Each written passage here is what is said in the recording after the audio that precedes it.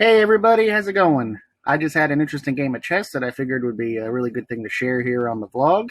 A couple interesting points here that I think might help if you're looking in getting to that point where you're going to beat your friends at chess. So let's just get into it. Obviously, pretty standard e4 opening there. You know, nothing to scream about in the beginning except for that move over there. I really don't know why they do it on the edge. With the a6, obviously going for the center is much more ideal. So pretty quiet in the beginning, get the double knights out there to develop.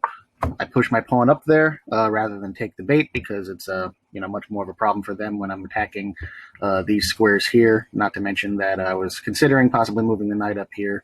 Well, not the knight, the bishop up here, protected by the knight, so that if they move the pawn up or whatever, it could possibly put them in an interesting situation there. But that didn't actually happen. They moved back up there, but I had the pawn already in place to actually take already. And I was thinking that if they took back with their pawn over here, it would have left me wide open to go for their queen, but then they moved the queen over there. Not exactly sure what they were aiming to accomplish by that, so I take back. Then they give me the good old bishop pin to the king, which is the absolute pin because obviously I can't move the knight, otherwise that would be checked, that'd be illegal. So I return back and defend. They take back with their pawn, and now the thing that was preventing them from doing that before was that my queen here was also with the knight had 2 points of attack to defend that pawn if they took it, and so now obviously I can't because the bishop is blocking my queen. So I threaten the bishop. They take. I take back. Moves the queen over there, which lets me threaten the queen. Always like to threaten the queen if I can.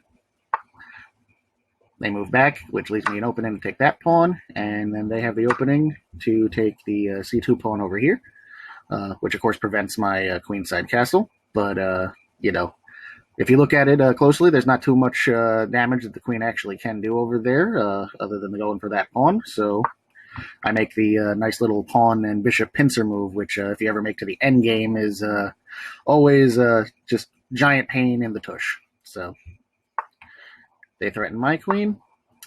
I move back because I don't like it when my queen's threatened. I just like to do it to everybody else. And I do it again, trying to pretty much blockade the queen in there. Now, they present an interesting thing here where we could just do a queen trade. But as you can see, I'm kind of developing the combination attack here to go for the g7 pin, so I didn't really want to do the queen exchange because I kind of had this feeling I'm more developed here, and I figure that I can probably get a decently quick mate on this person. If you do the queen trade, that kind of limits your options, so I did not opt for the queen trade.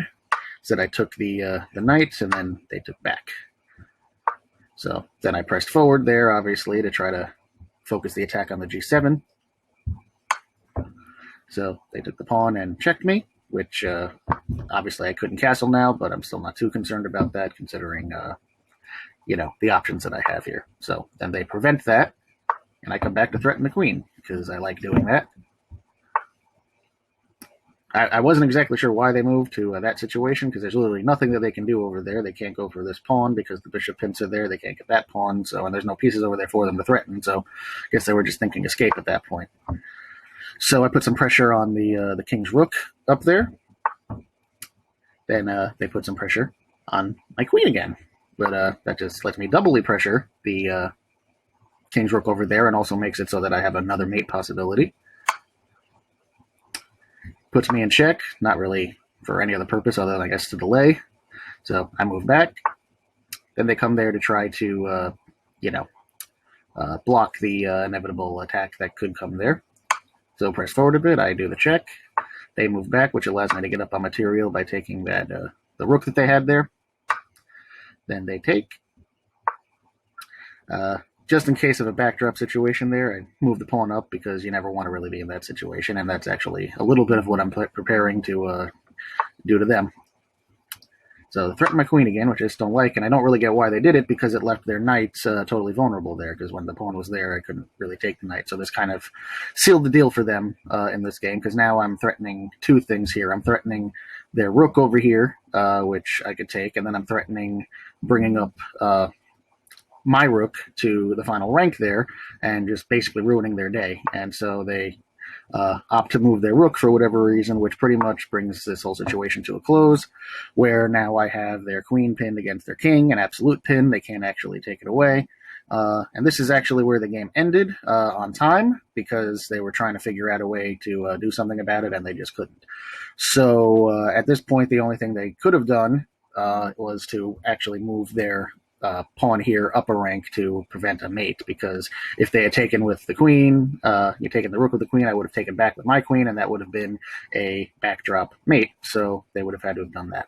So there were just a couple of interesting things during this game I thought would be good for people out there to see, particularly